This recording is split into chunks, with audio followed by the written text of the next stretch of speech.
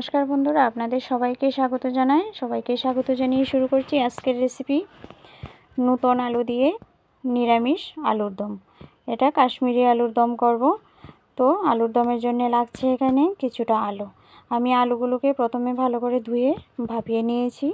আলুগুলোকে ভালো করে ভাপিয়ে এবার খোসাগুলো ছাড়িয়ে নিচ্ছি।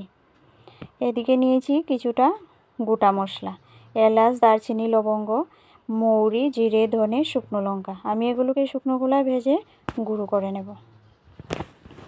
এদিকে একটা কড়া বসিয়ে কড়াটাকে গরম করে নিলাম। এবার মশলাগুলোকে ভেজে নিচ্ছি। মশলাগুলো ভাজা হয়ে গেলে আমি এগুলোকে শিলনোড়ার সাহায্যে গুঁড়ো করে নিচ্ছি। মশলাটা ভাজি হয়ে গেছে। এদিকে আমার আলুগুলো সবকটা খোসা ছাড়ানো হয়ে গেছে। একটা কাঁটা চামচ নিয়ে আমি আলুগুলোকে এভাবে ছিদ্র করে নিচ্ছি। পুরোটা আলুর গায়ে এভাবে আমি ছিদ্র করে দিচ্ছি, যাতে নুন মশলাটা ভালো করে আলুর ভেতরে ঢুকতে পারে। আলুগুলো নিয়েছি ছিদ্র করে। এদিকে নিয়েছি কিছুটা মশলা, আদা, কাঁচা লঙ্কা, জিরে, ধনে।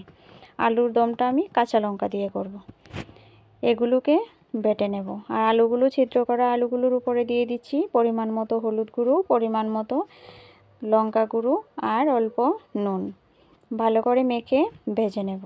এদিকে নিয়েছি আমি দই। যেহেতু কাশ্মীরি আলুর দম, দইটা তো লাগবেই। এখানে দইয়ের মধ্যে দিয়ে দিলাম পরিমাণ মতো হলুদ গুঁড়ো আর কাশ্মীরি লঙ্কা গুঁড়ো দিয়ে শুকনো খোলায় ভেজে রাখা যে মশলাটা ছিল সেই মশলার গুঁড়োটা দিয়ে দিলাম। এবার একটা চামচ দিয়ে আমি ভালো করে এটাকে মিশিয়ে নেব। মশলাটা আমার মেশানো হয়ে গেছে। এদিকে আলুগুলোকে ভালো করে মেখে নিয়েছি। কড়াতে তেল গরম করে আমি আলুগুলোকে ভেজে নেব। আলুগুলোকে লো স্টিমে কিছুটা সময় নিয়ে ভালো করে ভাজতে হবে। আমি প্রায় 4 থেকে 5 মিনিট আলুগুলোকে ভালো করে ভেজে নিচ্ছি। হাই স্টিমে ভাজলে চলবে না, লো স্টিমে ভাজতে হবে, যাতে ভাজাটা ভালোভাবে হয়ে যায়। আলু ভাজিটা হয়ে গেছে, নামিয়ে নিয়েছি। এদিকে কড়াতে আবার তেল দিয়ে দিয়েছি গোটা গরম মশলা, এলাচ আর দারচিনি। গোটা গরম মশলাটাকে কয়েক সেকেন্ড ভালো করে ভেজে দিয়ে দেব আমি গোটা জিরে ফোড়ন। গোটা জিরেটাকে আমি ফোড়ন দিয়ে দিলাম। এবার দিয়ে দেব বেটে রাখা মশলাটা। গোটা জিরেটা যখন ভাজা হয়ে যাবে মশলাটা দিয়ে দেব। মশলাটা এবার দিয়ে দিচ্ছি। মশলাটাকে ভালো করে ভেজে নেব। এই মশলাটা কষানো হয়ে গেলে আমি দিয়ে দেব দইয়ের সঙ্গে যে আমি ভেজে রেখেছিলাম মশলাটা মিশিয়ে, সেই মশলাটা আমি এবার দিয়ে দেব। দুটো মশলাকে এবার একসঙ্গে একদম লো স্টিমে ভাজতে হবে। যেহেতু দই আছে, লো স্টিমে না ভাজলে দইটা ফেটে যাবে। আমি এবার লো স্টিমে মশলাটাকে অনেকটা সময় নিয়ে কষিয়ে নিয়েছি। মশলা থেকে তেল ছেড়ে আসছে। এ পর্যায়ে ভেজে রাখা আলুগুলো দিয়ে দিলাম। আলুগুলোকে এবার মশলার সঙ্গে কিছুটা সময় ভেজে নেব। প্রায় 2-1 মিনিট সময় মশলার সঙ্গে আলুটাকে কষিয়ে নিলাম। খুব ভালো করে কষিয়ে নিয়ে এবার এ পর্যায়ে আমি দিয়ে দেব অল্প জল। জলটা দিয়ে ভালো করে আলু আর মশলাটাকে আমি মিশিয়ে নিচ্ছি।